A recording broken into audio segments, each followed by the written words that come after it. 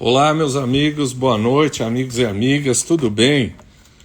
Nós vamos começar mais um Reflexões Psiquiátricas. Hoje nós vamos receber um amigo querido, que eu estou aqui cerrando punhos com ele. Nenê, boa noite. Guilherme, Nina, boa noite. Helena, querida. Suzana, Elaine, Leila, boa noite. Estou esperando Lúcio, Dr. Lúcio será nosso futuro entrevistado. Ele vai falar sobre sono e arte, e obras de arte. Bia, você tá bem, Bia? Vamos nos encontrar lá no Cultura Artística. Nina brilhando. Carla, boa noite. Margot, minha querida terapeuta, colega do Ambulim. Ju, boa noite. Leonardo, você é The Eye of the Tiger. Mas como eu tô brigado com ele, eu vou dar um chá de cadeira nele. Peraí. Michel, meu colega, meu conectar. Tuti, vou falar pra ele uma frase que você mandou pra mim. Peraí. Tati, boa noite. Vamos lá, cadê o meu amigo? Não é perguntas. Eu sempre me engano aqui. Como é que eu faço aqui? Não, como é que eu faço? Rossandro, cadê você, Rossandro? Rossandro, achei você. Priscila, diretamente da Bahia. Cadê meu amigo? Amigo tá aqui. Opa! Que alegria! Ah, Ó, psicólogos contra psiquiatras. Quem leva lá esse round? você não Que acha? alegria. Não acha que provocamos uma boa discussão a hora que a gente botou Provocamos. esse título fake? Provocamos. O pessoal achou que a gente vinha para uma briga de MMA aqui hoje. Imagina! Nós temos cérebro. Brigar MMA de jeito nenhum, não é verdade? Já deu o recado, né, gente? Já deu o recado. Já começou a análise. Escuta, eu vou ler daqui a pouco para você algumas coisas que mandaram para a gente aqui. Mas eu queria primeiro te agradecer. Eu sei que você tem agenda cheíssima, né? Ó, Belo Horizonte, Campina Grande, João Pessoa, todo mundo mandando um abraço para você. O meu querido amigo Rossandro Klinger é psicólogo clínico, palestrante, escritor de vários livros, consultor da Rede Globo, colunista da CBN. Os seus vídeos já deve ser mais, né? Tiveram mais de 100 milhões de visualizações. Pode falar que eu aguento. Quantos milhões de visualizações teve seu vídeo? Sabe que eu nem estou mais contando, tá? Que eu acho que o importante é a gente estar chegando às pessoas. E muito feliz porque você, por exemplo, perceber a importância também de chegar nas redes sociais e levar a sua lucidez, sua voz, sabe? Tudo que a gente puder levar de vida lúcida nesse mundo que a gente está hoje em dia é terapêutico. Não é uma terapia, mas é terapêutico, é profilático. Então, acho que é uma contribuição muito boa. E eu estou honrado de estar aqui. Fizemos uma live juntos. Quando eu conheci seu trabalho, fiquei apaixonado pelo seu jeito, pelo seu estilo, por sua altivez no que você fala, né? Então, é uma honra estar aqui com você, um profissional tão respeitado no Brasil. E estamos aqui para a gente fazer esse nosso bate-bola psique-psi. Faço minhas as suas palavras. Eu estou honrado de ter você aqui. Já tivemos uma discussão clínica junto, discussão no sentido inglês do termo, né? Batendo papo.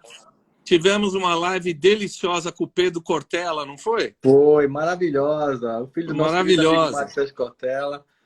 Olha, eu tenho aqui a nossa musa, a Leila Ferreira, mandando um beijo para os dois. Aquela ali é uma inspiração, né? É uma das pessoas assim que, meu Deus, foi um dos ganhos. Iluminada, né? Cara, olha, tá, que foi um dos ganhos do mundo de palestra na minha vida, quando você sai do seu eixo, né, da sua cidade, começa a conhecer o mundo. Uma das pessoas que acrescentou e acrescenta, porque ainda faz parte da minha vida, é a Leila Ferreira. Cara, que criatura iluminada, que alma, assim, incrível, incrível. Beijo, Leila.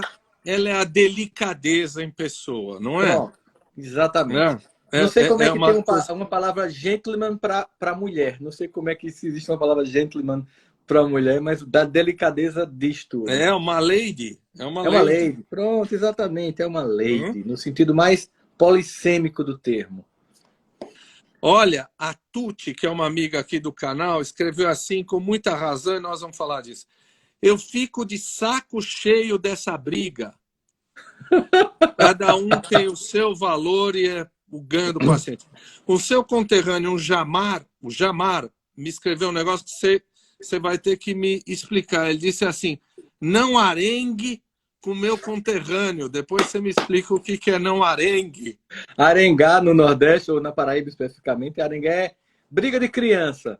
Sabe aquelas brigas de criança? Deixa de arengar, menina. É um irmão... Não arregue. É não arregue, é isso? É arengar, é brigar. Arregar não brigar. Arregar é você desistir, né? Mas arengar é aquela brigazinha de irmão, tal. Então arenga é isso.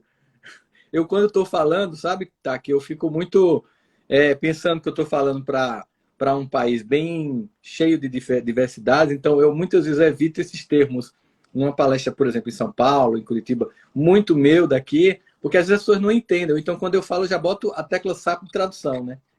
Então arengar é isso. É aquela rixa de criança. As pessoas estão dizendo que nós estamos com a voz muito baixa. Vocês confirmam se vocês estão nos ouvindo ou se está ruim, por favor. Vão confirmando para nós aqui? Vamos lá. Eu estou te ouvindo bem, tá? Às vezes é alguém que o próprio telefone não está muito bem, né? Olha, eu queria te perguntar o seguinte. Por que você foi fazer psicologia? Me conta um pouquinho o teu percurso. Por que psicologia? Qual era a ideia em fazer psicologia? Por que você escolheu? Vamos lá. Por causa de um colega seu, psiquiatra. Na verdade, assim, minha mãe era uma jornalista e tinha muitos amigos, entre eles um psiquiatra extremamente querido na minha cidade, que influenciou gerações de psicólogos e de médicos em Campina Grande. E ainda hoje o faz, que chama-se Dr. Edmundo Galdêncio, que veio a ser meu professor. Ele estava, assim, perto de eu fazer inscrição para o vestibular, na casa da minha mãe, tomando um vinho, conversando. E eu lá, ainda um adolescente, conversando com aquela mente brilhante. Edmundo é um escritor, é uma mente, sabe? E no momento que eu fui conversando com ele, eu tinha botado Sociologia na Universidade Federal, aqui da minha cidade, e na Universidade Estadual fui e coloquei Psicologia. Eu passei nos dois.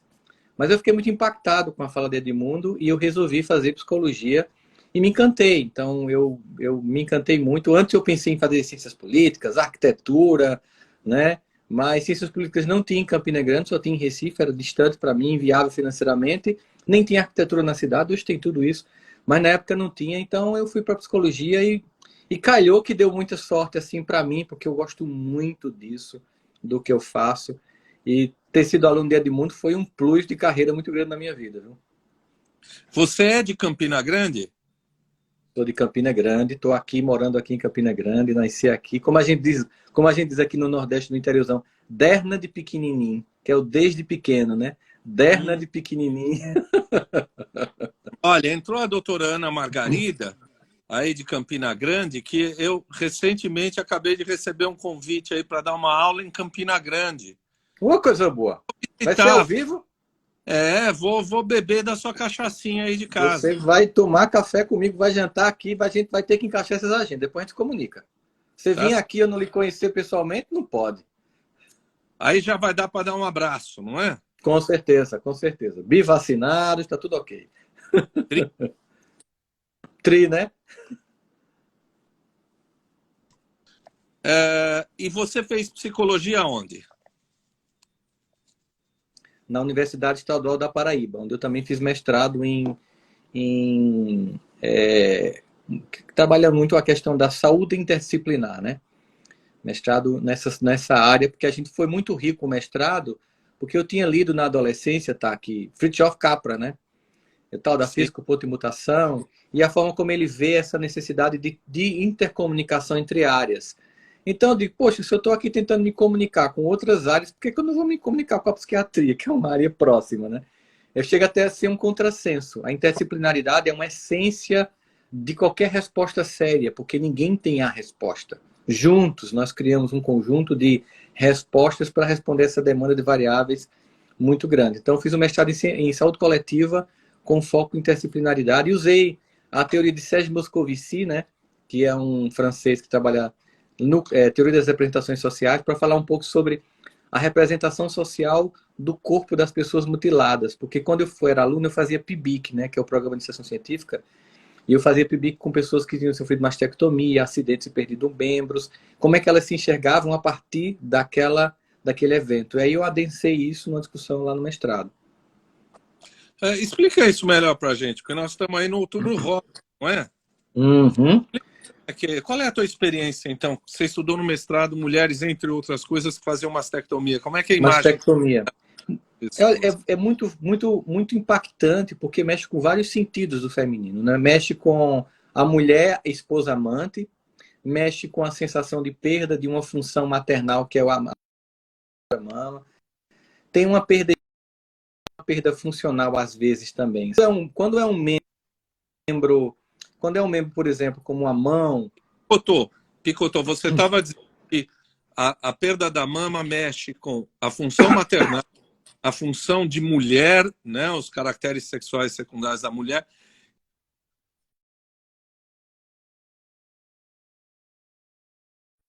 Do que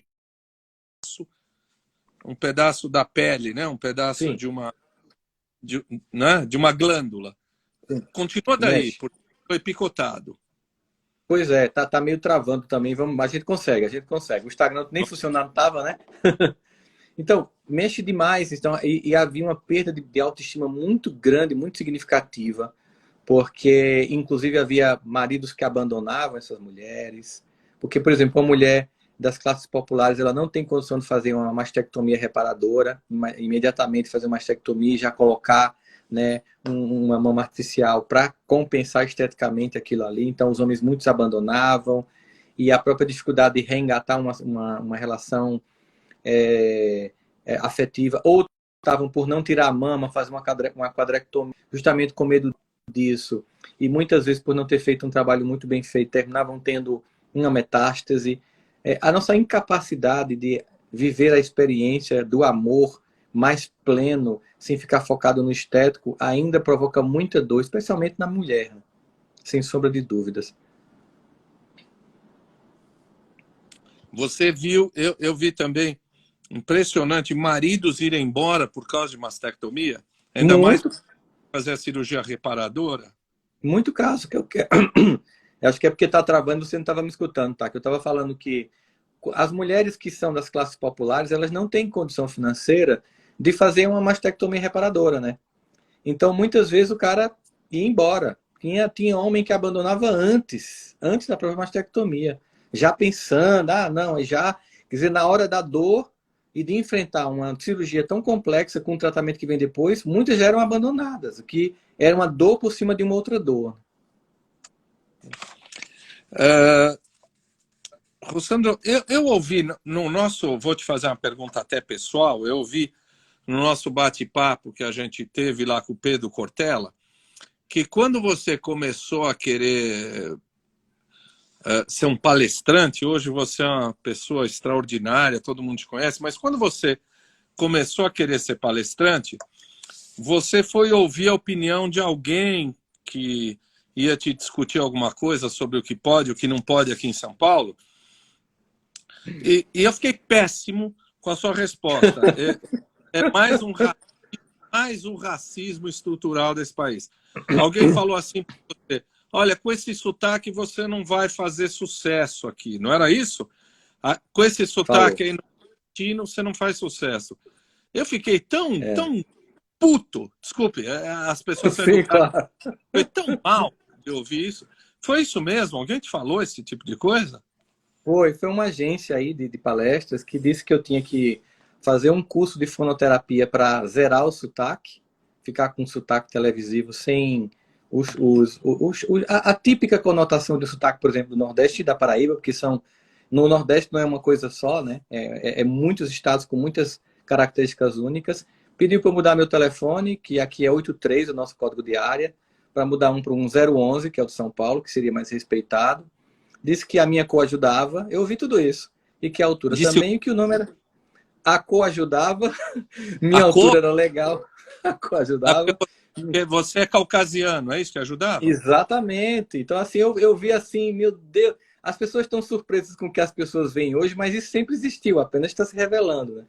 Então, e eu lembro demais que eu disse que eu não ia fazer aquilo, porque eu não ia começar falando sobre ética, sobre a aceitação pessoal, começando mentindo e negando quem sou, né? Eu voltei aqui para atender, voltei aqui para minha vida de professor da universidade e atendendo no consultório, até que a internet fez o trabalho que ela achou que não ia acontecer, que foi me tornar conhecido e com sotaque, com oxe e tudo. A gente está aí falando, continuo com 83 no telefone e por aí vai. Ninguém falou assim, né? Essa sua barba tá bonita, parece o Dr. Tack. Pois é, sabe que eu não tinha essa barba, né? Tá, que essa barba... Inclusive eu estava fazendo uma live e uma mulher colocou assim, oxe, o cara... Ela fez assim, oxe, o homem pinta o cabelo e não pinta a barba. Ela não sabe que a barba fica branca primeiro, né? O cabelo, ó, já tá ficando depois aqui devagarinho. Mas essa barba foi por causa das máscaras, tá? Que eu usava só o cavanhaque. Aí a máscara começou a dar alergia aqui, porque eu fazia a barba todo dia, o respirando aqui, né? Aí eu deixei a barba crescer para ver se melhorava, e melhorou muito. Porque aí eu não fiquei fazendo a barba aqui, tava dando uma alergia muito severa aqui por causa da máscara, sabe? Então a barba veio nesse contexto da pandemia. Quando é que você, porque certamente você começou a ser psicólogo clínico, você começou a atender clinicamente no seu consultório, nas suas atividades, mestrado. Quando é que você falou assim, não, peraí, eu tenho um dom que transcende a questão do meu consultório, eu tenho um dom de falar mais para as pessoas. Quando é que você resolveu, com que tempo de clínica, você falou assim, eu vou partir para ser palestrante?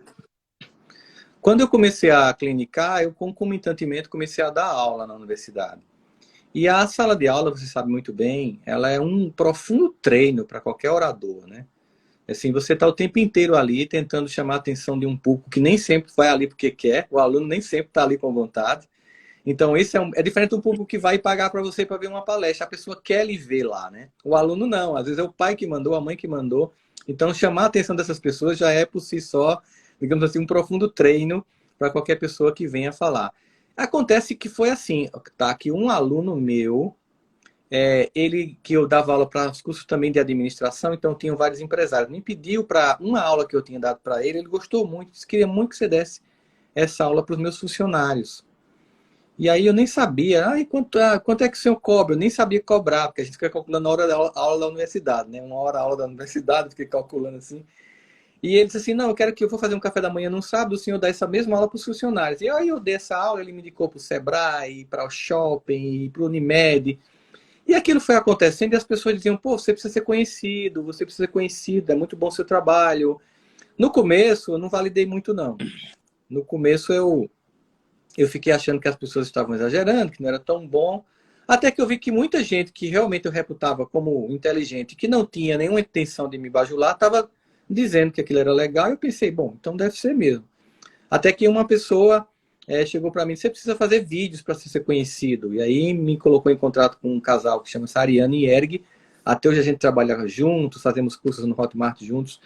E aí ela começou a fazer uma produção de vídeos na época, né? E eu lembro que um vídeo no iPhonezinho 4, assim, eu coloquei o iPhone 4, ela ficou assim por trás perguntando coisas, porque ela sentiu que eu travava em vídeo. Eu não gosto muito de fazer vídeo, até hoje eu não gosto. Ela perguntava, sabe, tá, que botava aqui a câmera, ó, me responda olhando para cá. E aí eu respondia, e foi um desses vídeos chamado Arte de Envelhecer que chegou lá na Globo.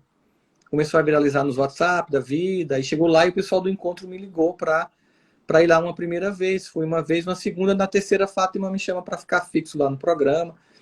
Mas aí também aconteceu um vídeo que eu tinha dado uma entrevista na TV Cultura Local da minha cidade, que alguém recortou um trecho que até hoje eu não sei. Eu lembro que na época eu estava em Viena fazendo uma palestra e estava faltando para Portugal, chegando em Lisboa, quando minha esposa ligou que estava viralizado o vídeo no Brasil, que várias pessoas tinham publicado no Facebook, já estava com milhões de acessos, inclusive o Lázaro Ramos, o ator Lázaro Ramos, né? E aí só no Lázaro tinha passado 30 milhões de visualizações, o vídeo no Facebook dele na época. E até, inclusive, eu tive a oportunidade de jantar com ele na casa dele para discutir uma peça que ele me chamou e agradecer, porque ele me ajudou muito a ser conhecido. Só que o vídeo não tinha meu nome. Então eu ainda tinha essa brincadeira. Quem é este cara? Entendeu? Porque eu falava o tempo todo, mas não aparecia no trecho, não aparecia quem era eu, de onde eu estava falando. E as pessoas, eu conheço ele e tal, não sei o quê. Foi bem interessante. Pediram para colocar no WeChat da China, pediram tradução para não sei quantos países, para a República Tcheca. E aí eu fui, e a coisa foi acontecendo. Aí naquele ano, foi 2017. Aí eu já fazia algumas palestras pontuais, mas aí estourou de um jeito. Do que você falava que causou essa celeuma toda? Qual era o tema que movia todo mundo? Eu falava da experiência com a minha mãe quando eu disse para ela que eu queria fazer uma coisa, que era ir para um carnaval fora de época, uma micareta da minha cidade. Ela disse que eu não iria. E eu disse, eu vou sim. E ela disse, não vai. E eu disse, mas eu vou porque meu avô deu abadá. Ela disse, depois pode vender, porque aqui quem manda sou eu. E eu disse, quando eu tiver 18 anos eu vou, você não vai me impedir. Ela disse, sim, porque essa casa quem manda sou eu, você é um hóspede. Então não pense que muda com 18 anos nada. E aí eu disse, você acha que eu vou lhe amar desse jeito? E ela respondeu, quem disse que eu preciso do seu amor? Eu estou aqui antes de você existir e eu já fui amada. Amor é uma coisa que a gente oferece de coração e eu lhe amo perdidamente. Se você um dia vai me amar, só o futuro vai dizer. Mas para hoje, meu filho, só uma coisa me importa, o seu respeito. É isso que eu quero. E aí eu disse que eu bati a porta, entrei no quarto, fiquei em silêncio, 7 dias sem falar com ela, ela ficou 1 mês sem falar comigo. E aí eu voltei muito calmo para a relação. E quando eu entrei no curso de psicologia, eu vi quando a professora disse assim, que o amor é um sentimento que precisa de condições para que aconteça, entre eles o respeito e a admiração. Então e aí eu dizia, os pais do passado jamais se preocuparam em serem amados, mas nunca abriram mão de serem respeitados e conseguiram o amor e o respeito.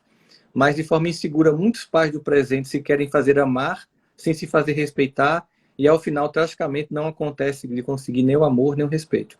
Foi essa fala que... Me perdoe, sua mãe está viva ainda? Infelizmente não, tá? Que ela, há 6 anos ela faleceu com lúpus e fibrose pulmonar, com 67 anos. Meu amigo, você teve aula de psicologia em casa, antes de ir para a faculdade de psicologia. Eu fiquei com a voz embargada e fiquei comovido com o que a sua mãe falou, não é? Meu demais. Deus, que aula! Aula de amor e psicologia, não é? Sim, sim, sim. A gente é o resultado disso, né, Taco? Desses muitos amores que nos cercam. Que coisa! E aí você começou a falar para as pessoas. Aliás, peraí, eu vou perguntar um negócio que você adora falar. Você tem um vídeo que você fala assim, por que a gente não consegue receber elogio? Eu sou um pouco assim, eu tergiverso, não é bem assim, né? Todo mundo tem um certo receio ou dificuldade de receber elogios. Você disse assim, que viram teu vídeo, te elogiaram, você falou, bom, não é bem assim. Você aprendeu a receber elogios hoje? Você está até ensinando a receber elogios. Eu recebo, só que eu recebo com moderação. Não tem um Bíblia com moderação? Hein? Eu recebo com moderação, tá? Porque eu acho que... Eu já vi muitas pessoas que se ganharam visibilidade se perderem no narcisismo tóxico, sabe? E eu quero ter um compromisso com o que eu entrego, não com o que eu recebo, né? Então, eu recebo... Eu faço uma coisa que eu chamo de... eu acolho sem me identificar. Sabe? Eu acolho aquilo ali, o carinho, mas eu não quero me identificar para não achar que eu sou demais ou que eu sou melhor do que as pessoas. Eu acho que manter esse bom senso, esse paradoxo socrático de quanto mais a gente conhece, tem uma noção da ignorância. A gente tem uma noção... Quanto mais eu viajo, quanto mais eu conheço pessoas, mais eu sei quantas coisas eu não domino. Só que esse sentimento hoje não me deixa me sentindo menor. Eu não sinto o sentimento de escassez. Eu sinto de abundância. Por exemplo, você é um cara que escreveu vários livros. Vários livros. Então, assim, conhecer você, hoje, não é uma coisa que me dá raiva porque você escreveu vários livros. É dizer, que bom que Taco escreveu tantos livros na área de psiquiatria respeitado e que está uma contribuição que eu posso usufruir como amigo, como leitor. Então, isso me deixa bem. porque não me dá aquela sensação de que eu tenho que ser tudo, de que eu tenho que ter tudo, que tenho que responder tudo, mas agradeço pela minha pequena contribuição, pelo que as pessoas se sentem nutridas por essa pequena contribuição. Olha quem está aí, o nosso, não vou chamar ele de madrinha, vou chamar de padrinho, o Pedro Pedro Cortella. Cortella, tá aí? Aê! Tá Ah, arrasando. Ele tá arrasando nas redes sociais, viu, amigo? não, esse cara é Tá bom. Esse cara bom. vai botar o pai no chapéu. Vai, pois é, eu fico só acompanhando. Todo dia eu tô lá só vendo as postagens dele, as caras e bocas que ele faz, a competência que ele tem, né? Também vamos combinar, não é fácil ser filho de um cara como o Márcio Cortella, não, viu? E essa é uma outra coisa que é importante, né? Quando você tem um pai do calibre do Mário Sérgio Cortella, nem quero falar do Pedro, ou você sucumbe, ou você tem que botar a cabeça para fora Mostrar para que veio. e criar uma outra coisa, né? Muitas vezes Uhum. você é grande num outro negócio, não é assim? Que é a trajetória que a gente vê no caso de Pedro, né? Como jornalista, agora como digital influencer, como alguém que trabalha nessa área. E a gente sente, o primeiro contato que eu tive com o Pedro não teve nada a ver com o Mário Sérgio. Eu estava fazendo uma palestra para a liderança do Bradesco e Pedro era o cara da tecnologia que estava dando suporte para o Bradesco fazer isso acontecer. E ele, meu pai gosta muito de você. Eu fiz, quem é seu pai? O Mário Sérgio. Tu é o filho do Mário Sérgio Cortella. Porque eu sou muito fã do Mário Sérgio Cortella, né? E, de fato, você falou uma coisa e a gente já atendeu. Você sabe, quando a gente atende pacientes que têm um pai e uma mãe que é muito destacado em alguma área, acontece esse fenômeno invariavelmente. Ou um sentimento de opressão e de cobrança por superação, ou um convite à gratidão por aquele lugar que aquela família proporciona e a construção da sua própria identidade. Isso diz muito, tanto dessa família, como ela vivencia essa experiência com esses filhos, como desses filhos que encontram sua alternativa, a sua capacidade de mostrar sua própria potência, sua própria luz. Você consegue diferenciar? Essa é uma outra coisa que eu sempre tomo muito cuidado. Eu sou muito menos elogiado do que você tem muito mais que eu. Mas você consegue diferenciar afeto de bajulação? Consigo. Consegue? Consigo. Por exemplo, uma das coisas que eu... Sabe, uma vez eu estava no programa da Fátima e estava Tony Ramos lá, sabe? E eu cheguei para eles, Tony, olha, desde que eu nasci que você é uma celebridade. Desde que eu me entendo por gente que nunca teve um escândalo com a sua vida. Você é uma pessoa admiradíssima no meio pelos seus próprios colegas de trabalho. Né? E eu queria saber o segredo. E ele falou, uma coisa que era o que eu já fazia, né? Meu segredo, Rossandra, é me relacionar com a minha família e com meus amigos, que me veem como Toninho, e não como Tony Ramos. Então, acho que uma coisa importante, e a minha família é muito boa nisso, minha família não me trata de modo diferente nenhum, sabe? Eu sou um familiar como outro qualquer. E quando um ou outro quer tratar, eu faço, opa, não me coloca nesse lugar, estamos aqui numa relação horizontal, sem nenhuma... Então, brincam, tiram onda com a minha cara e tal, e isso para mim é muito bom, sabe? Minha esposa, quando ela quer dizer uma coisa assim, foi ridículo o que você falou, ela diz, e eu acho que isso é muito salutar. É muito saudável para a gente, essa capacidade de ouvir crítica. E eu acho que também, o bajulador, ele chega perto de quem quer ser bajulado. O bajulador, ele sabe quem quer ser bajulado. A pessoa que tenta lhe bajular, ela percebe que você não se agradou, não achou interessante aquele comportamento, ela se afasta, porque ela percebe que não vai ter nada com você. Mas a gente sabe das pessoas que vão adoecer quando elas precisam de uma corte. Sabe? Uhum. Elas só andam com a corte de bajuladores para concordar, para balançar a cabeça. Nunca veem essa pessoa nunca vê ela sozinha pegando a própria mala, né? A gente percebe que a pessoa se encantou com esse lugar, comprou como sendo verdade essa persona e vai adoecer rápido, tá? Porque nós temos sombras, nós temos um monte de características aí que estão ainda a serem trabalhadas, então por isso que eu digo a você que eu diferencio e nem tem muito, é muito raro chegar, porque eu não dou espaço. Para toda pessoa que bajula, tem alguém que quer ser bajulado. E você é um camarada muito sensível, você percebe que tem uma qualidade de afeto diferente, não tem? O cara que gosta de você, que tem afeto verdadeiro e o bajulador, a qualidade do afeto dá até um mal-estar na gente, não dá? Não dá uma coisa... A gente sente uma energia vibrando diferente, né, Taki? Não é?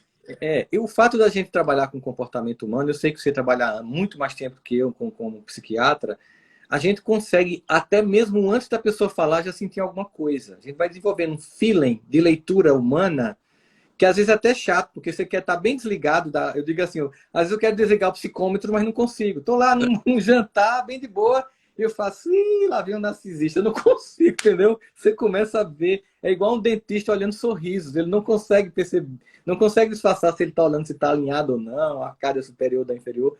A gente é muito assim. Então, existe o que você falou mesmo, essa energia de uma pessoa que você percebe que chega com muito carinho e gratidão a você, né? E eu faço uma estratégia de brincar, por exemplo, quando eu estou autografando na fila que alguém vem chorando, me abraçar, eu faço, tá vendo? Minha esposa não faz mais isso. Aí a pessoa ri, sabe? Porque ela, tipo assim, para humanizar aquilo ali e dizer assim, ó, é muito identidade do que foi oferecido do que da pessoa. Eu encaro muito a gratidão pelo que através de mim foi oferecido do que por mim mesmo como pessoa. Porque só quem sabe quem sou eu como pessoa é quem convive comigo, né? As outras pessoas, elas veem a partir do que elas estão vendo aqui na tela, elas estão vendo a partir do que a gente escreve, mas a convivência, né? Eu lembro de Fernando Pessoa, que teve uma fã que quis encontrar ele, e ele termina recusando porque ele ficou com medo de frustrá-la com a própria realidade dele, né? E acho que tem muitas vezes isso, assim. Claro, você conhece também, como eu conheço, esse mundo de palestras e tudo. Tem algumas pessoas que quando a gente conhece pessoalmente, são decepcionantes, né? Tem pessoas que cara crachá não bate de jeito nenhum e fica meio chata a experiência. Mas É a gente tem melhor esse feeling. os ídolos, não é? Melhor não É, conhecer. é melhor não conhecer muitas vezes. Eu brinco que, claro, tenho o maior respeito pelos ortopedistas, mas assim, o ortopedista sai do consultório, vai para a casa dele, ele deixou o avental lá. O engenheiro sai do escritório dele, ele deixou a engenharia dele lá. Psiquiatras e psicólogos não conseguem deixar o paletó ou o avental lá fora, não é? Não consegue. Seu olhar sobre o mundo já passa a ser diferente dormindo, tomando banho, assistindo televisão, qualquer coisa, não é assim que você se vê? Sempre. Eu acho que é impossível. Se você é uma pessoa que quando fechou o consultório, fechou a mente, vai para casa como se nada tivesse acontecido, você não é um psicólogo nem um psiquiatra, você é uma inteligência artificial.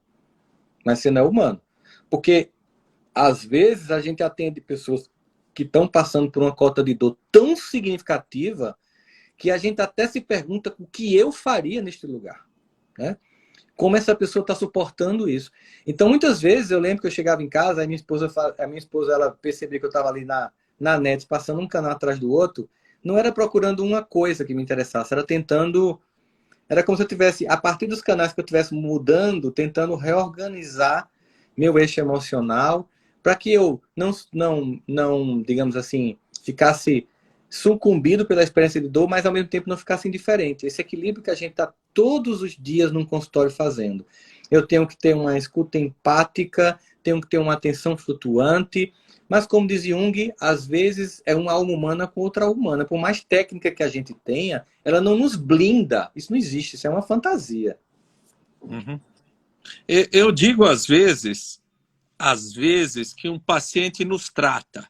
Oh, Né? Quantas vezes eu saí do consultório e falei, meu Deus do céu, ele me falou algo que me mexeu tanto, que modificou alguma coisa. Você já sentiu isso? Que um paciente. demais, demais, demais. Tem pessoas que, tem pacientes que depois de determinada alta, sabe? Pessoas tão ricas que eu fiz questão de tornar-me amigo, sabe? Porque eram ricas demais. Era uma experiência que a minha vontade, sabe? Era, se fosse possível, se não fosse antiético, filmar isso aqui para colocar no YouTube para curar pessoas, sabe? Para elas ouvirem o que essa pessoa está criando como resposta a uma dor tão imensa. Eu sempre me senti um privilegiado por testemunhar superações inimagináveis. Algumas das quais eu pude relatar alguns livros, né? O Yves Dieu faz isso muito bem também, né, na obra dele, né? Mamãe, o Sentido da Vida, Quando Nietzsche Chorou, A Cura de Schopenhauer. É um Uhum. psiquiatra de lá de São Francisco, você sabe muito bem, um autor também muito fabuloso, como você, ou seja, essa capacidade de traduzir, se trazer esse... É tipo assim, eu não posso ficar com essa riqueza só para mim, né? Quando a gente escreve sobre o que a gente vivenciou na nossa experiência, como eu preciso compartilhar, as pessoas precisam saber que isso foi dito, as pessoas precisam saber que essa dor foi superada. Então, acho que é muito nesse sentido. Também as falas, né, da gente que hoje está aqui, eu e você, na rede social, é também trazendo todo esse arcabouço que a gente adquiriu, não só quando a gente estudou, no caso você, psiquiatria, psicologia e tudo que a gente leu, mas, sobretudo, as vidas que nós lemos, que são livros incríveis em movimento. Eu acho que o que eu vou te perguntar tem um limite muito pouco preciso. Quer dizer, quando a gente fala de autoajuda, às vezes eu pergunto assim, quando Sócrates saía na ágora e ficava falando para as pessoas, aquilo hoje seria chamado de autoajuda, né? Uhum. Os seus livros, alguém chega e fala assim para você, olha, isso aqui é autoajuda, ou a sua palestra é autoajuda. Fala. Conceito com isso? Como é que você responde a isso? Eu digo que é também. Eu digo também, é também, não é só.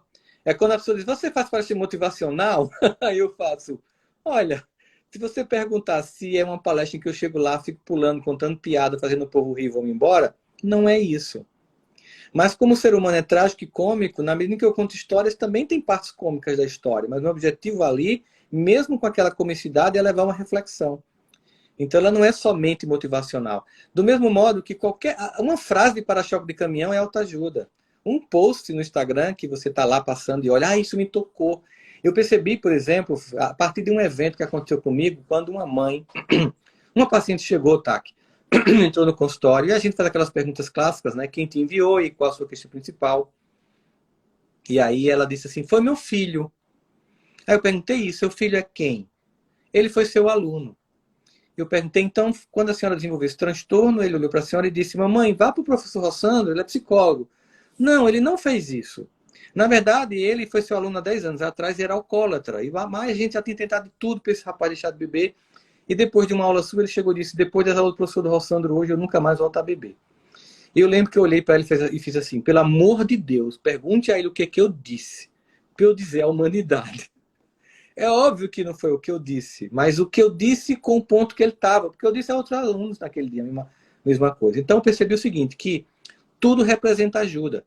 Uma vez eu estava conversando com um Karnal e com um Pondé, e eles dizendo assim, não, sabe, eu antigamente criticava muito esse coisa de coach, mas eu conversei com um amigo meu dos Estados Unidos, e ele dizendo assim, olha, ajuda. Né? Eu acho que o grande perigo é quando as pessoas se oferecem como a solução ou a panaceia. Aí é onde é perigoso. Mas tudo ajuda, então. Quando alguém diz para mim, e Marcelo também já passou por isso, de chamarem a obra dele de autoajuda, né? Qualquer coisa que nos ajude a partir daquilo que a gente absorve, desenvolver um aparato melhor de repertório de resposta para a vida, é uma autoajuda, é bem-vindo. Agora, quando você apenas pensa em colocar o selo no livro, porque vai para uma prateleira com mais visibilidade para vender, e quando a pessoa lê, não tem nada que acrescente, a não ser uma coletânea de frases dos outros, ou coisas que você sabe que são inaplicáveis, aí às vezes termina gerando muito mais angústia em quem está lendo do que sentimento de que ela vai poder, a partir daquele construto ali, fazer algo na vida dela. Eu acho que uma diferença importante, eu li algumas coisas suas, é assim, o que você propõe para o indivíduo é sempre uma reflexão. Ao passo que a autoajuda, ele te dá uma formulinha de sucesso. Uma formulinha de sucesso é algo engessado que não te faz pensar, que te faz refletir, que não dá insight, não é? Essa fórmula pronta é a chamada receitinha de bolo que as pessoas adoram, né? E a gente sabe que não funciona, porque, primeiro, os seres humanos são muito idiosincráticos, são muito únicos. O que funcionou para ataque não necessariamente vai funcionar para roçando. Mesmo quando eu conto alguma história, ou trago alguma história de algum paciente, eu sempre coloco, entenda que essa foi uma trajetória do indivíduo que em algum momento pode inspirar a tua resposta, mas não é a resposta para a tua vida. Mesmo quando eu faço, por exemplo, esse livro aqui, por exemplo, 5 faces do perdão. São 5 histórias de perdão em processo terapêutico. Então, aqui eu quero saber que 5 faces são essas, pô. Na verdade, essas 5 faces que a pessoa pensa que são 5 estratégias de perdão, são 5 histórias. É um perdão de abuso sexual, um perdão de pai que ama mais um irmão do que o outro, um perdão de luto de um filho que morre de acidente, um perdão de uma traição afetiva e um auto-perdão de alguém que não realizou aquilo que se programou para ser e teve que fazer alinhamento de expectativas. Então, essas histórias que eu conto aqui, com autorização dos pacientes, claro, com todos os dados modificados, não é para que você pense que toda pessoa que sofreu um abuso vai ler esse capítulo sobre o abuso e vai conseguir, a partir dessa solução, solucionar dela. Né? Tipo, imagina um livro, 5 passos para se curar de um abuso sexual. Gente, isso é um absurdo, mas tem quem venda essa ideia, né? Eu lembro que, de vez em quando chegava um paciente para mim e dizia assim, com certeza já atendeu, Taki. Não, olha, eu estou aqui, mas o problema não sou eu. O problema é meu marido, o problema é minha esposa, e eu sei que você vai me ajudar a mudar essa pessoa. E eu dizia assim, olha, se eu descobrir como fazer isso, eu vou lançar um livro que vai vender mais que a saga de Harry Potter toda. Como mudar o seu marido. Best-seller mundial, né? Então, isso é receita de bolo. A reflexão que diz assim, como você, né, pensa a sua solução a partir do que você está vivenciando, de fato, como você muito bem colocou, é muito diferente de autoajuda que não tem receita pronta. Essa pessoa aí, obviamente eu estou deturpando um pouquinho a frase do Sartre, Entre Quatro Paredes, quando ele fala o inferno são os outros, mas essa pessoa é que ela está dizendo assim, que não tem o ruim, o que me acontece não é comigo aqui, o inferno são os outros, eles São é os que outros. a vida, não é assim? É o clássico, né? A pessoa querer sempre... encontrar culpados ou culpar-se revela um nível de infantilismo emocional muito grande. Porque geralmente a pessoa sai da armadilha de culpar o outro, quando ela finalmente acorda, cai na armadilha da autoculpa. Sim. E só resolve quando você vai para a responsabilidade, né? E você tem que passar por esse estágio. Então, esse manejo emocional das pessoas é muito importante. Para mim, como pessoa mesmo, independente como terapeuta, foi um pulo do gato. Quando eu parei de me culpar e de culpar os outros e de desculpar-se e simplesmente agir. Aí a energia toda no aqui e agora, nesse, como diz Eckhart Tolle, o poder do agora, você começa a ressignificar o passado e construir um futuro diferente. O se culpar, a culpa não é meio narcísico, é uma coisa assim, é uma masturbação com você o tempo todo, sou eu, é um onanismo, ficar se masturbando, narcisismo. Tem que ter uma hora que você olha para o outro e vira reparação, não é assim? Se você não fizer isso, sabe o que eu percebia muito, tá? Que em alguns casos, que o paciente ou as pessoas com quem eu conversava, elas ficavam na culpa porque elas sabiam que da culpa tinha que ir para a reparação. Então elas ficavam na culpa porque era como se fosse uma coisa, uma negociação interna assim, tipo, eu estou me culpando e estou, ao me culpar, me punindo. Moralmente, emocionalmente. Então, para que reparar? Eu não estou me culpando e me punindo, entendeu? Então, eu fico no ciclo da culpa e autopunição para não ir para a reparação, porque exige força, exige altivez, exige humildade, exige negociação, exige ter contato com o outro que eu machuquei. Então, ficar na culpa é uma boa desculpa para que você não haja. Tem um texto seu que eu estava ouvindo outro dia, muito bacana, que é sobre... Acho que os existencialistas falam muito, depois eu vou perguntar um pouquinho algumas das coisas da base teórica do que você fala. Que a gente ficava achando que se a gente tivesse 300 coisas para escolher, a gente seria feliz. Quanto mais escolha, melhor, né? Opa, não escolha só. Se eu tiver 20 ou 30, eu serei mais feliz. E você falava algo que a gente pesquisa muito, que quanto mais escolhas você tem, mais infeliz você é. Não é? Fadiga de escolha. Nossa. Você sabe que eu assisti uma série, eu gosto muito de coisas de vampiro, né? E eu assisti uma série na Netflix que nem fez muito sucesso, chamada Drácula. E essa série, tá, que eu indico, e se a pessoa tiver medo, assista de dia, né? Porque o diálogo dele com a freira é de uma riqueza teológica, filosófica incrível. Mas tem uma cena que é muito impressionante. Ele é preso, tal, ali na Idade Média, e ele volta e ele chega na Inglaterra dos dias de hoje, entra na praia e chega numa casa de classe média baixa. E ele era um conde Drácula, ou seja, era um homem rico, morava no palácio. Chega nessa casa dessa mulher e ele mata o marido e ele tem uma característica. Quando ele suga o sangue da vítima, ele já consegue compreender o universo no qual ela vive. E ele olha para a casa daquela mulher que tem lava-louça, lava-roupa, coisa de engomar, televisão, cama, aquecimento, luz. E diz assim para ela, você é uma mulher muito rica, né? E ela ri. Não, eu não sou rica, não. Minha vida é uma merda, é um inferno. Aí ele diz assim, eu imaginei que no momento em que uma sociedade proporcionasse a quase todas as pessoas o que somente os nobres tinham, seria uma sociedade com tédio e decadência. E eu estou vendo isso. Eu achei essa fala tão... Tipo assim, a série se pagou. A série tem muito mais que isso, mas essa frase para mim foi muito sintomática, porque ele estava dizendo, essa coisa que somente os nobres, muitos nobres tinham, agora muitas vezes pessoas têm e elas ignoram o valor daquilo. E esse excesso de escolha gera uma angústia. Por exemplo, a gente sabe que muitas crianças são angustiadas porque os pais dizem escolha. E eles estão pedindo, não, eu quero que você escolha para mim, para que eu adquira competência para escolher depois. Quando você bota para que eu escolha, vem angústia. Você acha que está me orientando, está me desnorteando, me desbussolando. E a gente tem o que chama de fadiga de escolha. Não sei se você já passou por isso, tá? Que você tem, a gente tem Disney Plus, HBO Max Plus, a gente tem Amazon Prime, Netflix. Aí, eu vou ver uma série. Aí senta aí 1 hora olhando o cardápio e vai dormir. É como se eu fosse para um restaurante, olhasse tudo que tem e fosse embora sem comer. Minha sensação é essa. E quando só tinha aquela fitazinha para alocar na locadora VHS, que você tinha que ver rebobinada, você via nem que o filme não prestasse. Uhum. Estamos falando de Sartre, né? Estamos falando da liberdade de escolha e da responsabilidade. Antes que digam que a gente vendeu gato por lebre... E fugiu do tema? Da nossa briga, eu queria perguntar para você, eu estou de saco cheio de psiquiatra que faz psiquiatria sem alma e de psicólogo que faz psicoterapia sem cérebro. Né? Eu só consigo trabalhar em equipe multidisciplinar. Meu querido amigo terapeuta cognitivo comportamental, Michel, que está aí, porque eu só consigo trabalhar com gente que faz coisas, tem expertises diferentes que eu não tenho.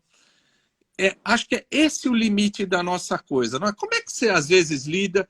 Eu tenho certeza que você trabalha com vários psiquiatras, mas, às vezes, você também deve encontrar gente que não está aberta a discutir psicoterapia, a abrir um pouco a experiência clínica, não é? De vez em quando você acha alguma dificuldade desse tipo? Tem. Geralmente, assim, quando a pessoa ela rejeita por 2 motivos na minha percepção. Ou por ignorância, no sentido de ignorar o quanto o outro enriquece a sua trajetória com esses múltiplos olhares, como você colocou, de um colega que está aqui da psicologia cognitivo-comportamental, que tem respostas incríveis, né?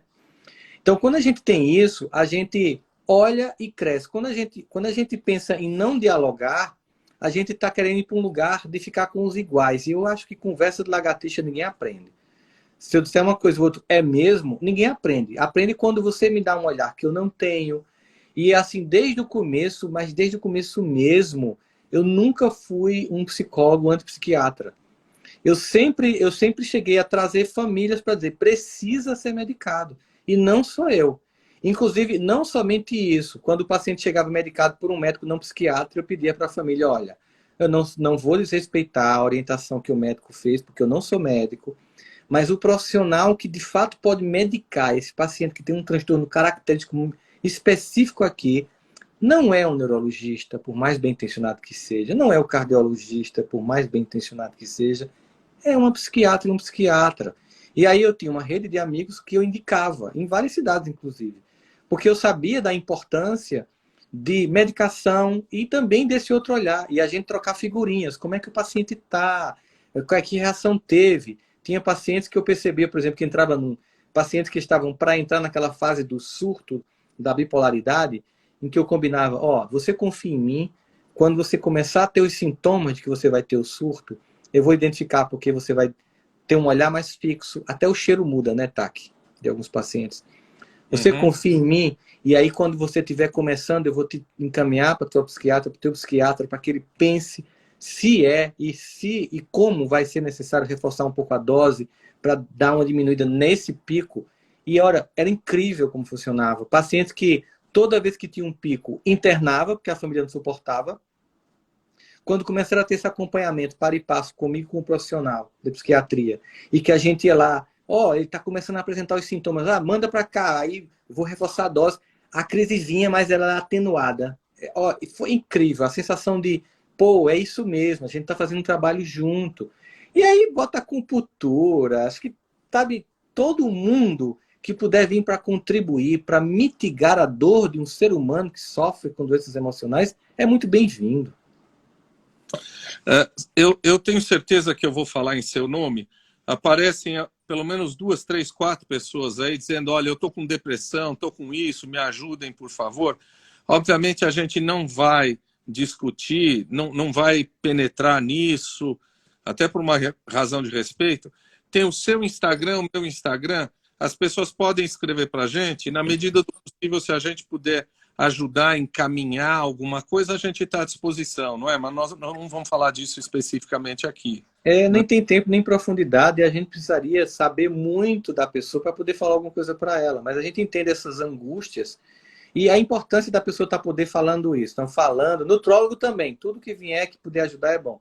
Então, a gente percebe que os livros que você escreve, os conteúdos que você faz, às vezes a gente não vai ter tempo de responder, né, tá? Pessoalmente, uma pessoa, mas todo o conteúdo que a gente está construindo aí nas redes sociais também são resposta.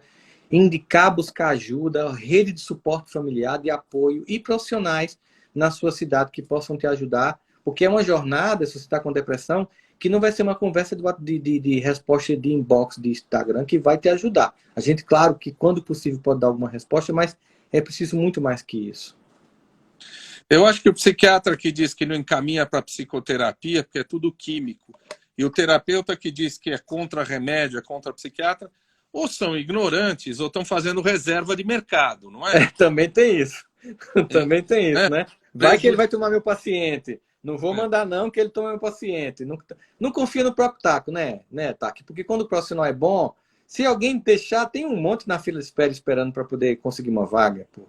Você não está confiando no próprio taco. Eu estava citando meu colega, psicólogo, Michel, porque ele é espírita também. Aí ele falou... O Rossandro é espírita, eu sei. Eu tenho umas perguntas para você aqui. Eu vi, você tem uma fé espírita muito grande, né? Eu vi algumas palestras suas, você participava de comunidades, de encontros espíritas. Eu sou agnóstico. Você sabe, agnóstico é o ateu com cagaço, né? Com medo de falar que é ateu, né? Isso é agnóstico, né? Como que você separa? Até aqui é psicologia, até aqui é corpo, daqui para cá é uma coisa espiritual, daqui para cá eu tenho que pensar com fé. Você sabe separar? Como é que você faz o ponto de corte? Não é uma coisa, a vida não é tão assertiva como a gente gostaria, mas assim, primeira coisa que eu fazia era nunca interferir na religião de um paciente meu, nem nunca levei a dele, nem nunca levei a minha para o consultório.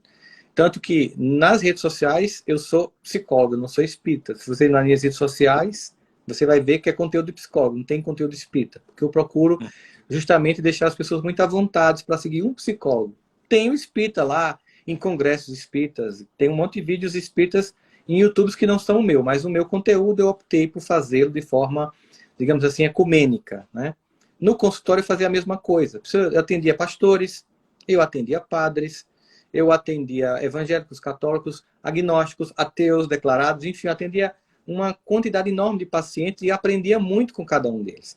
Mas quando eu identificava que os recursos terapêuticos clássicos, mais psiquiátricos, não estavam dando resposta suficiente, eu percebia que tinha a possibilidade, hoje tem um conjunto de pesquisas incríveis sobre se pegar no Medline lá e colocar hoje interconexão, espiritualidade e saúde, tem milhões de artigos sendo feitos no mundo com base acadêmica consistente, ou seja, a espiritualidade no sentido de a relação com o sagrado, não uma religião específica, né?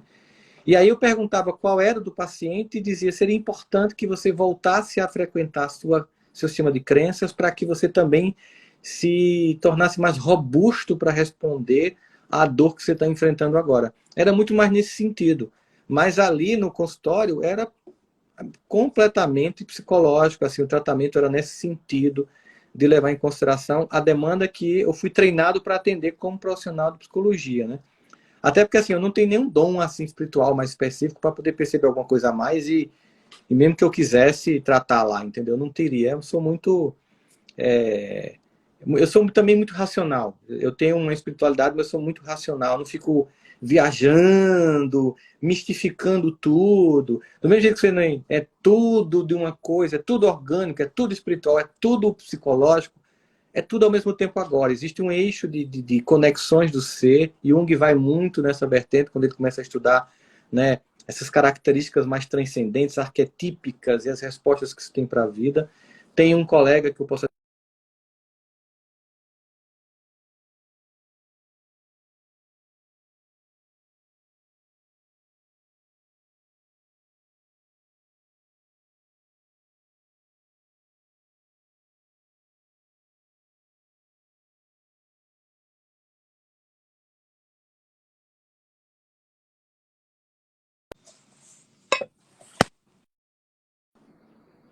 Voltou, tá voltando, tô te ouvindo agora.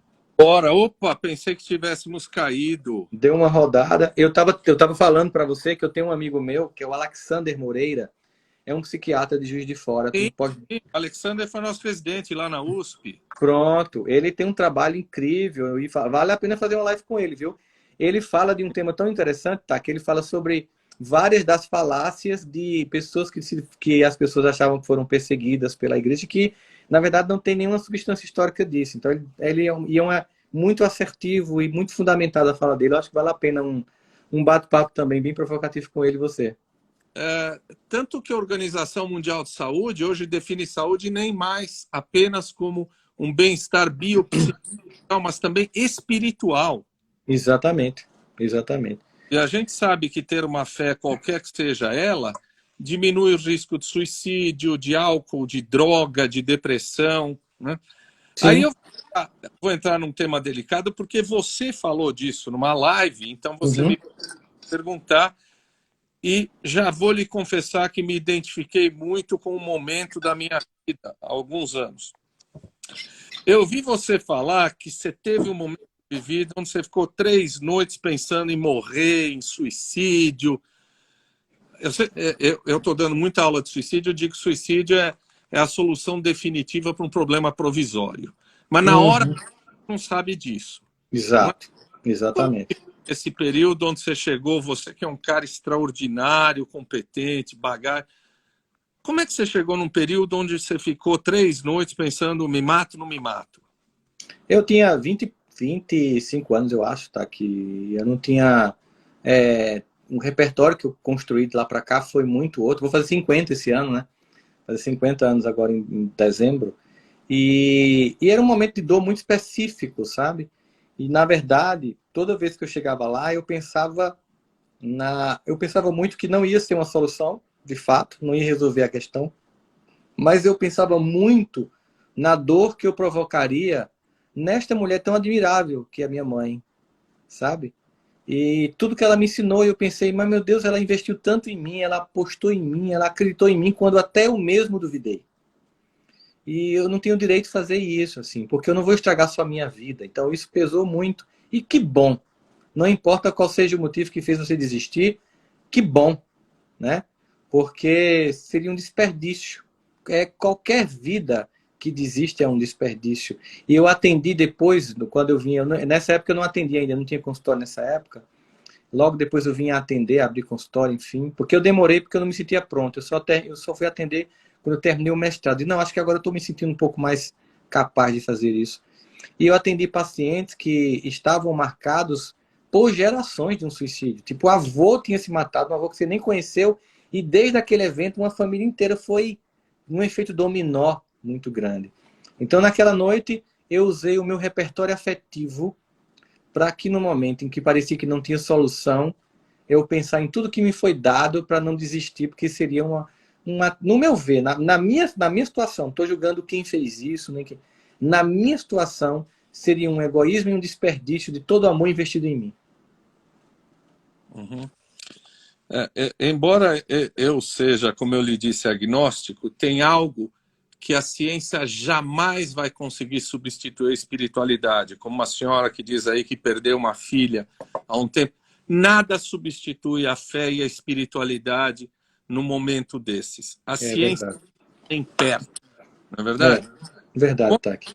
fala que eu penso em me matar porque eu vou deixar a minha família melhor, o que eu digo é, olha, você vai jogar um balde de sangue nos seus familiares, pai, mãe, irmão, família, que eles nunca mais na vida vão conseguir lavar isso, porque isso vai estragar a vida deles para sempre. Isso é uma falácia dizer que você vai diminuir a dor deles, não é assim?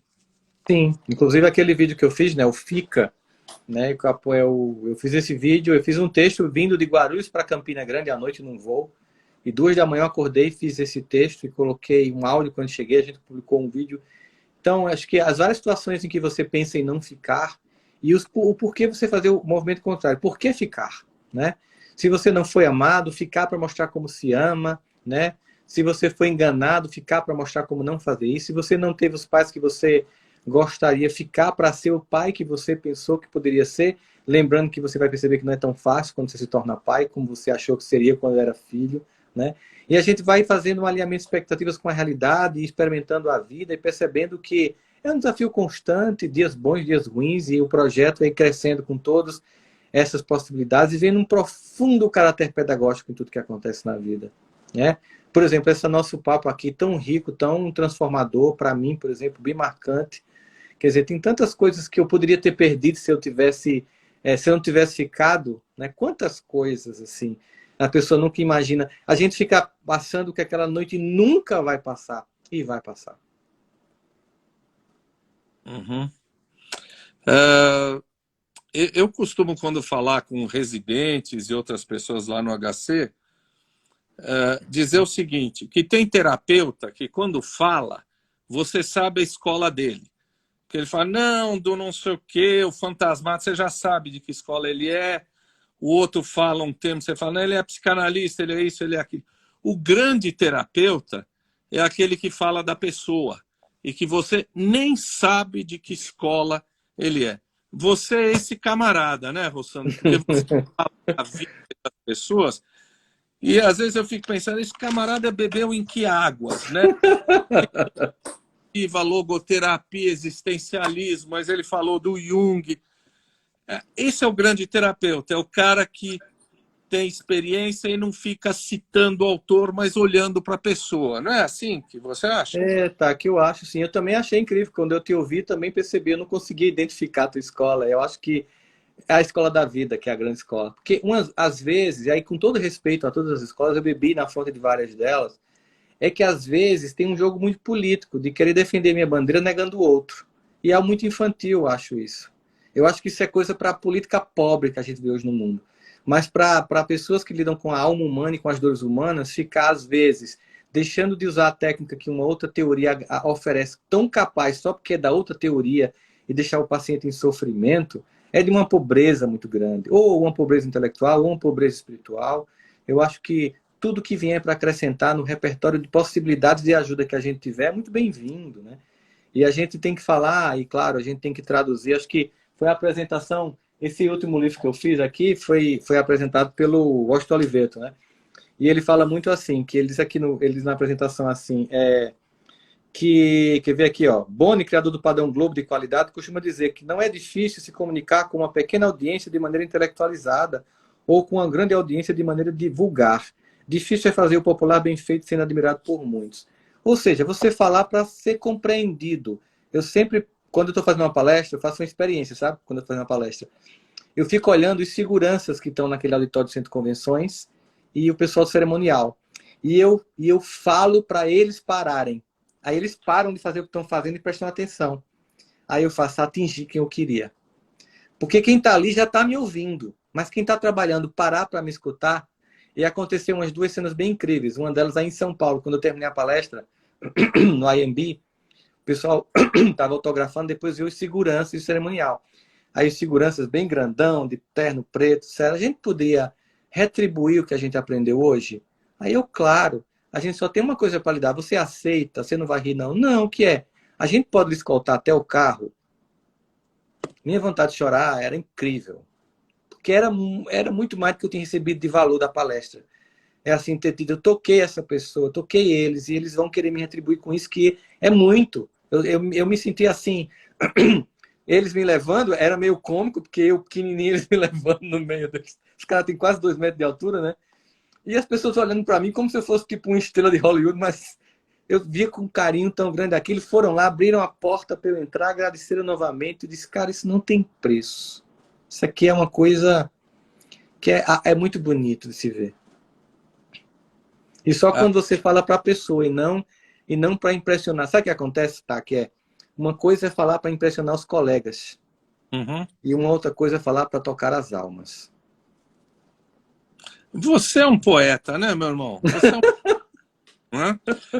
eu lembrei que você estava falando que é aquilo que a gente chama do narcisismo das pequenas diferenças, né? Cada um acha que é... Não, porque eu sou melhor, porque é um narcisismo das pequenas diferenças muito comum na nossa área. Escuta, vamos fazer um merchan? Bora? Mostra os livros aí, tá todo mundo querendo livros. Tá. Esse aqui é o mais recente, que é O Tempo do Autoencontro, que eu fiz durante a pandemia, né? E é falando sobre as experiências de deserto emocional que a gente passa. Tem esse aqui que é As 5 Faces do Perdão, que são 5 histórias de perdão. Tem esse aqui que é Help Me Eduque, sobre a educação de filhos. 3 últimos, né? Tem esse aqui também, apesar do título, ele não é o que está dizendo aqui, ó. Eu escolho ser feliz, deixando bem claro que não é que é possível a felicidade perpétua, mas que é possível escolher uma forma inteligente de viver a vida. E eu tenho um outro aqui, mas eu não estou vendo. Mas, enfim, são esses os mais recentes. Eu não tenho a contribuição intelectual que você tem, admirável. Estou aqui fazendo uma pequena... Na verdade, isso aqui foi o seguinte, sabe como eu comecei a escrever, Itaque? Eu ia para as palestras e as pessoas queriam... Aí minha esposa falou, quando você termina de falar, as pessoas queriam alguma coisa a mais para levar para casa. Aí ela dizia assim, como só quem pode levar você para casa sou eu escrevo um livro... que aí elas levam o livro. Escuta, você, a hora que a gente terminar, você que já está com o burro na sombra, podia mandar uns 3, 4 livros para esse pobre psiquiatra. Claro que vai, meu amigo. Na mão, vou pegar um chapéu para mostrar para você que eu estou de chapéu na mão aqui. Vou levar, deixa eu conversar. Vou levar com o maior prazer. Uma honra entregar livros meus para você, é uma honra. Tá certo. Escuta, o que eu não perguntei para você, claro, milhões de coisas eu não perguntei, eu acho que o povo vai querer que você volte, né? Eu também. Você quer falar alguma coisa? Você fala assim, pô, esse cara não me perguntou isso, eu acho que isso é importante eu falar para quem está assistindo. Tá, que eu acho que você cobriu tão bem, você é um entrevistador, você inclusive se revelou também, né, como um entrevistador brilhante, assim. Você pode abrir no sofá com o TAC, o programa do TAC. O negócio do Jô aqui, ó. Tá Exato, vendo? tô vendo, tô me sentindo. Vou pegar a minha caneca, essa daqui, né? Minha caneca e tal. A gente cobriu tanto, a gente falou de forma tão espontânea que eu acho que o mais legal é que a gente se percebeu naquele encontro com o Pedro Cortella, como fluiu o nosso papo, né? Porque tem uma coisa que eu acho fantástica em você, nós dois estamos aqui desarmados. E quando a gente está desarmado, tudo flui. Às vezes, quando a gente vai para um canto que a pessoa está armada, por mais que você queira, ela está lá dizendo, eu estou aqui para rivalizar com você, eu estou aqui para mostrar que eu sou melhor, mais inteligente, mais capaz, e eu e você, a gente não está aqui para fazer nada, a gente quer conversar. A gente está aqui, tipo, tomando um café junto, só que com o público assistindo. Uhum. E eu acho que essa é a grande... Eu acho que é muito do que a gente faz como terapeuta. A gente conhece muito o terapeuta também como ele é lá fora como pessoa. A gente sente como ele é lá dentro acolhedor. E eu tenho certeza que você é uma pessoa muito acolhedora. E a gente sabe que a gente tem que dizer umas coisas difíceis para os pacientes. Mas é possível fazer isso com muito amor. Eu acho que na nossa profissão, a nossa vida pessoal deve ser uma extensão do que a gente é na nossa profissão, né? Não dá para ser diferente. Exatamente. O pessoal está querendo um replay. A gente agora vai ter que fazer um replay. Já estou vendo aí que o pessoal quer um revival do nosso encontro.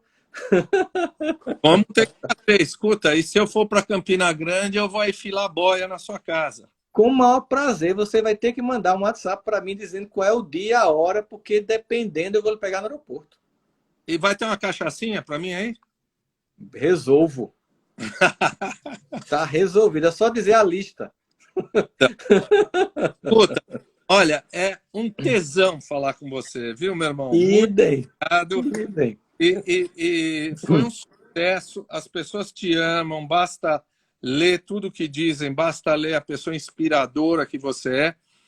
Eu acho que nós vamos ter que... Nós não, porque eu podia botar um post aqui te entrevistando, mas você vai ter que falar de novo aqui no meu canal. Tá bom? Não, o que a gente vai fazer é uma... A gente vai fazer uma invertida, gente. Eu vou entrevistar o TAC, entendeu? Vou fazer do meu para ele. Agora até a devolução. É o segundo tempo, entendeu? Vamos marcar, acompanhe nas nossas redes que essa conversa vai rolar e vai ser tão rica como foi agora, com certeza. Tá. Beijo, cara. Muito obrigado Beijo. a todos. Eu que agradeço, TAC. Beijo, gente. Beijo, tchau.